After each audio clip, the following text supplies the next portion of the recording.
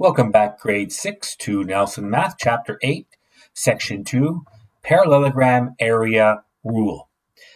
You're going to see everything here as being very familiar, so I'd ask you to pay close attention, and please don't forget to sketch this out if you ever become stuck and you're not sure which direction to turn. So let's go through a bit of vocabulary here. Perpendicular. Perpendicular just means right angles, at right angles. So this line is perpendicular to this line because it makes a right angle. That's all perpendicular means. These two lines are perpendicular. That's all it means. It creates a right angle. Height. I'm going to talk about the height in a parallelogram because the height in a parallelogram is going to be new for you. In a parallelogram, the height is the distance between one side of the parallelogram and its opposite side. It is measured along a line that is perpendicular to the base. I want to show you on this blue one right here. You may think that the height would be from this corner to this corner, or this vertex to this vertex. That is not the height for the purposes of parallelograms. All of your other polygons that you've seen thus far, for example, your triangle, square, rectangle, they have all had heights that by nature or automatically you measure perpendicular from the base. So you can see this line right here, this dark line right here, that represents the height.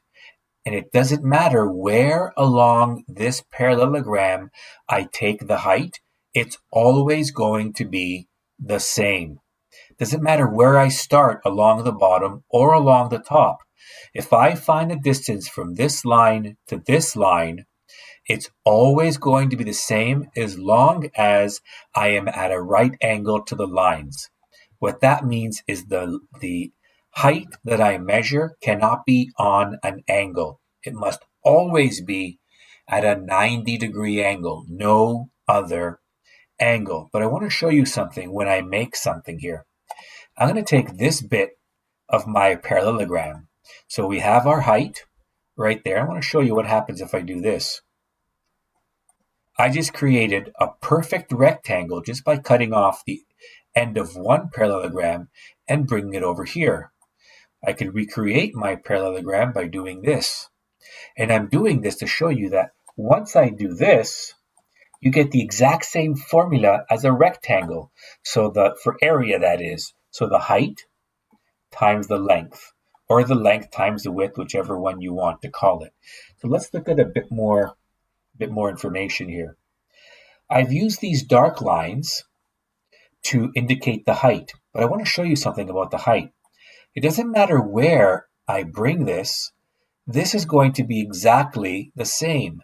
The height will be exactly the same any which way I move it from this bottom, which is called a base, from down here all the way to up here. It doesn't matter where I move this, whether I move it here or here or here or here or here. Any which way I move it, this line along the bottom, as long as I measure it at a 90-degree angle or a perpendicular angle, it is always going to be the same length. And the same applies to this. If I show you this length here from at this point, it's the same length all the way down.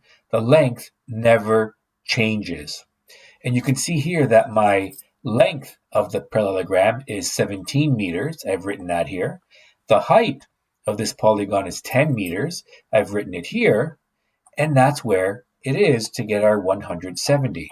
So I could take this and move it there like I did with the previous one.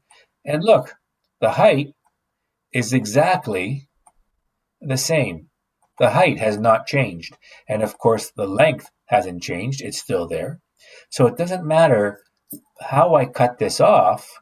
It's always going to give me the same area. So when I take it from here, take it from this part and bring it over here, I end up with the exact same area. I haven't changed the area, which in this case is 10 meters times 17 meters which is 170 meters squared.